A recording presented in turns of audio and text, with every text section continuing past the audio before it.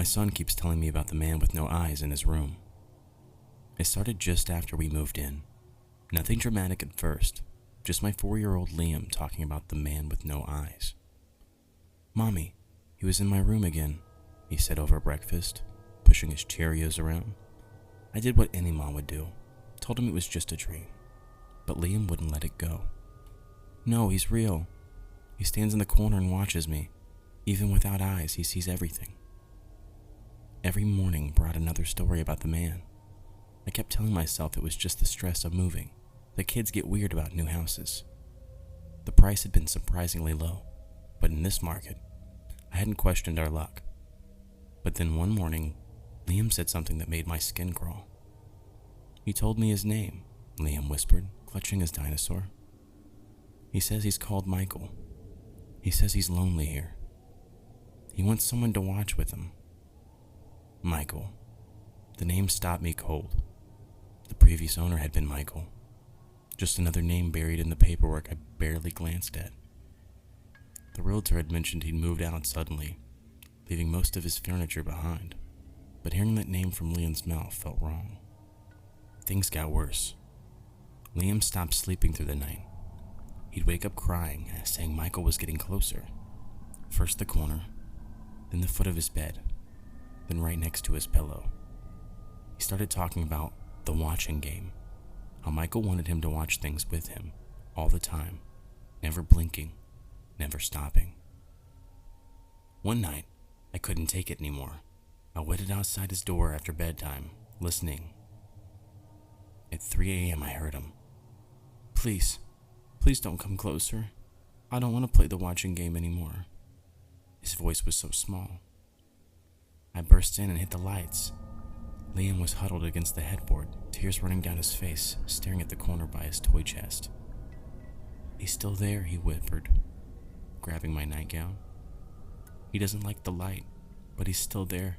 I can see where his eyes should be. He says if I keep watching him, I'll see everything too." I called the realtor the next morning. To hell with the mortgage, we needed out. She seemed unsurprised, almost like she'd been expecting my call. We packed in a rush, throwing everything into boxes. As we drove away, I felt like I could breathe again. Then Liam looked out the window. "Mommy, Michael says he's sad you're leaving. He says he liked it better than when he wasn't alone. He needs someone to watch with." Days later, I couldn't help myself. I waited until Liam was playing with his blocks and looked up our old house. The first result made my heart stop. A news article from just 6 months ago about Michael Andrews, the previous owner. Police had found him in the crawl space after neighbors complained about a smell. They ruled it as suicide, but the details were strange. He'd been a night security guard at an art gallery, and his final log entry mentioned learning to see everything and watching without eyes. They found him surrounded by photographs of people sleeping, watching, always watching. His body was mutilated, especially his eyes. In his final note, he wrote about achieving true sight and needing to share it with others. I slammed the laptop shut, but the damage was done. I must have made some sound because Liam looked up at me then. His smile was different. Wrong. "Michael says we're his new family now," Liam whispered, still smiling that awful smile. "He followed us here because he needs us to learn to watch like he does. He says once you start watching, you can never stop." That night, I caught Liam staring at me while I slept. His eyes were wide, unblinking, watching, always watching.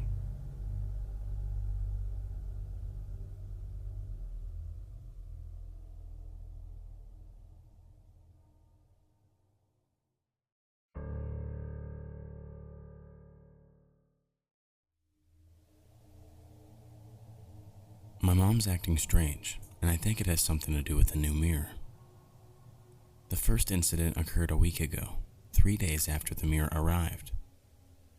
I woke up at 7:30 in the morning to a chilling cold, so disabling I could barely get out of bed. You might think that's just me being a dramatic teenager, but it was a cold like I'd never experienced before. It cut through the skin, I visited cousins in Norway on Christmas holidays that were warmer. My first thought was that the central heating hadn't been turned on, which was strange in itself, considering it the first thing my mom does in the morning. She wakes up each day at 6 in the dot. So when I get up an hour and a half later, the house is usually nice and toasty. I don't expect her to do these things like some spoiled brat. But if that's what you're thinking, she just does them because she's a considerate mother. Anyway, I assumed she had either slept through her alarm or that, for whatever reason, it had failed to go off. Jane Harris isn't exactly the type of person to sleep through an alarm, so I decided it must be the latter. Once I'd plucked up enough courage to confront the piercing cold, I headed for her bedroom. In the corridor, the wood flooring felt like ice beneath my bare feet, and I instantly regretted not putting my slippers on. Her door was closed when I reached it, which was odd because she usually keeps it slightly ajar for the cat to go in and out throughout the night. I put my ear to the solid wood but heard nothing. I knocked twice. No answer. I knocked again, the added force stinging my knuckles. Again, no answer. At this point, I was quite worried, and a vicious image suddenly entered my mind of my mother in a type of danger. Hastily, I opened the door. However, when I entered the room, I saw that she wasn't in danger at all. In fact, she wasn't even asleep. She was just sat there in her chair. She was sat in her chair, fully dressed, looking into the mirror. "Is everything okay, Mom?" I asked. At first, she didn't notice me, but after a few seconds, she caught my reflection and smiled. "Hello, darling," she said. I flinched. There was something about her voice, something that sounded off. I could feel my guts suddenly churn, and the sensation of a deep pit opening in my chest overwhelmed me. Inhaling deeply, I tried to gather myself, and then it hit me. I had heard that voice before.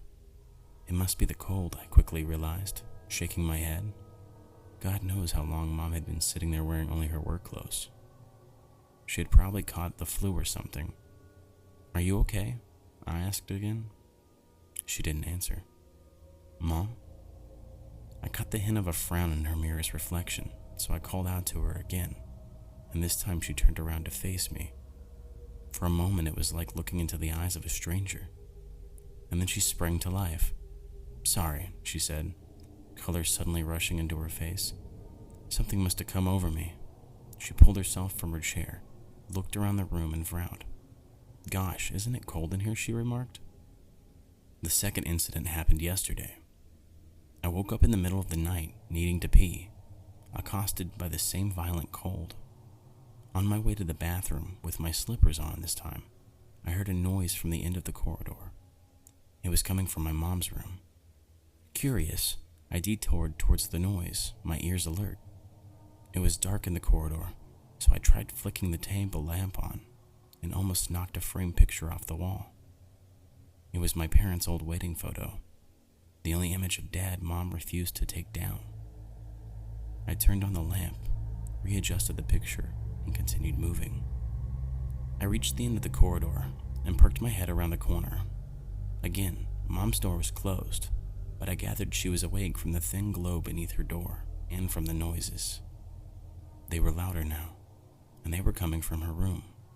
I crept silently forward, edging towards the door, turning my head to listen. It was a cry. Someone was in her room crying. A chill ran down my spine like a bolt. I wanted to run away, but my body propelled me forward, my hand reaching for the doorknob and twisting. I flung myself into her room. The cold was like a tundra. My mom was sitting in front of the mirror, staring into her reflection. Her body was still, but her mouth was open, and a deep cry, a man's cry, flooded out of it. A cry I'd heard before, but not from her lips. I screamed. I ran over to my mom and shook her. She remained still, completely unaware of my presence, her eyes hooked to the pair in the mirror. I reached beneath her arms and pulled her up from her chair. She remained still, completely unaware of my presence, her eyes hooked to the pair in the mirror. I reached beneath her arms and pulled her from the chair. Her body felt like the heaviest object in the world, and it took every inch of my strength to lift her. We both went crashing to the floor. The crying ceased. "What the actual fuck, Mom?" I said to her, still shaking. I helped her off the floor, barely able to lift myself. Her face looked gaunt and frayed. "We need to get rid of that mirror," I told her. She turned to face me, her eyes like hollowed shells. "Your dad wouldn't like that," she said. And that's when I freaked out.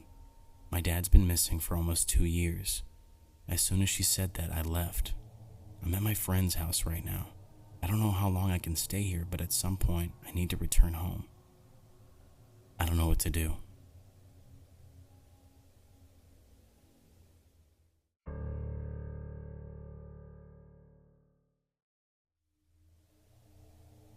Faceless Mary.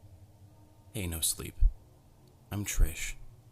I've lurked on this subreddit for a while now, reading everyone's experiences and whatnot. I always was skeptical of them, until about a month ago. I'm in high school, junior year to be exact, and at homecoming something happened. My best friend Mary was always a bit of a recluse. Even when we were 5, she would fake being sick just to stay at my house for the day. Even after our parents stopped talking to each other, my dad would always let her stay the night, despite his own issues with her parents. I never knew what happened between them. I don't think I ever will after what happened. Mary liked to prank people, a lot. She got in trouble with so many of our teachers because of her pranks. I remember this one day in our freshman year. She was pitching a scheme to me. She wanted to glitter bomb our homeroom teacher and ended up suspended for the day because of it. I think that fueled her pranks. Honestly, I wish it never did. I wish she would just stop. I wish she didn't get worse. She kept pranking our teachers, kept getting suspended and getting detentions. It got worse. I didn't think anything of it when it happened. I was like a frog in a slowly boiling pot. I didn't realize how bad it was until it was too late. How could I? She stuck to her glitter bombs for a long time. It was harmless, minus the mess. No one would think anything of it. I certainly didn't. When she started taking interest in those more advanced glitter bombs, I didn't care. It was just glitter. In our sophomore year, she started taking a mechanics class. She was so excited about it. She'd rush to my house after school each day and have me make things with her. I didn't fully get all of it, but Mary was so happy. Even when she started bringing car parts over, I didn't think anything of it. One time, she came over and slammed this car engine onto the coffee table. I nearly fell out of the couch at the slamming noise. "Be careful, that's an old table," my dad called from the kitchen. He always avoided her when she came over. "Sorry, Mr. Davison," Mary called back, before whipping her head over to me. She blew some of her black hair out of her face, smiling wide. "Guess how much I got this for?" I sighed, moving to stand up. "There's a dump right by your house. I know you got it from there." "Actually, that closed. Dangerous conditions or something. I don't know." "Nah. Miss Forrest gave it to me," Mary said. "Completely free of charge. She phrased it as a school project, but apparently not exactly for a grade." "Not exactly?" She phrased it weirdly, Mary shrugs. So what do you need to do to it?" I asked. Mary beamed. "Clean it out, get rid of some dents in the rust." "That doesn't sound fun," I point out. "Doesn't mean I can't make it fun," Mary retorted. I shrugged, not knowing how to reply to that. For the rest of the day, Mary and I worked at it until she had to head home. I never liked working at car parts, but she loved it. Mary always loved the mechanical aspect of things. Maybe she should have been a suspect when things first started to happen. Mrs. Forrest, Mary's mechanics teacher, ended up hospitalized 3 months later. I never learned too many of the details, but I remember when the cops came to my door. They asked me if I knew her, knew anyone that had a grudge against her in her class and all that. Apparently a fuse blew while she was grading a project, and she couldn't remember which one went off. Everyone knew it was some sort of foul play, but no one knew who it was. I never suspected Mary, And maybe it never was her, but everything else lined up so well. She just seemed so worried. She was my best friend. How could I suspect her? Why would I? Surely the police would figure it out and make an arrest. But they never did. More incidents occurred, but only to teachers. Mrs. Forrest was the only one who taught Mary, but all of them had a similar case. Something blew in their house, and their face became heavily scarred as a result. After the fourth incident, Mary started acting weird. She became fixated on her face. Whenever she came over, she'd pick and scratch at it. Her face became red and raw. My dad started to buy her face creams, and he even considered talking to her parents. I didn't know why he worried so much. I didn't know why then. Once the school year ended, the incidents stopped. Mary became more aggressive to other students in our year, but never to me. Then junior year began. It was going to be our first year having a prom. We were going to go together, as we always did with homecoming. Even then, we still treated homecoming as serious as we could. We went dress shopping where we always did.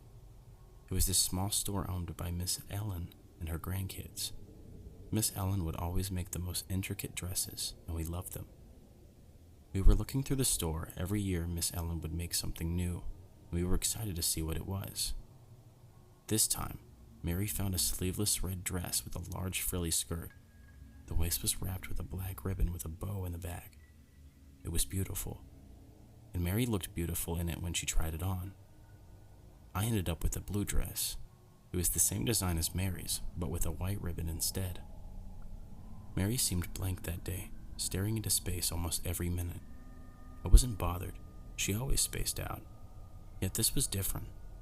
It was longer, and she seemed focused on whatever she was staring at. Once I saw her moving her jaw up and down, almost like a dummy being puppeteered to talk. It was creepy, but maybe it was nothing. I ignored it. I ignored every sign until it was too late, until homecoming came, and I saw what she had become. Maybe if I noticed sooner, maybe if I had said something, maybe she'd be okay. Homecoming was the same as always at first. I got there before Mary, sticking by the food tables as I waited for her.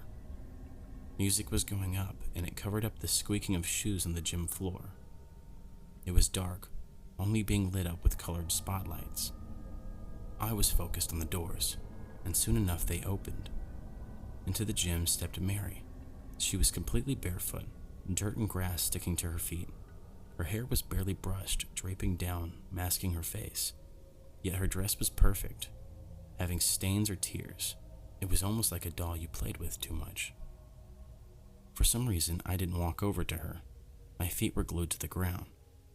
She slowly moved her hand to her face. Her fingernails looked sharp and like they were stained with something.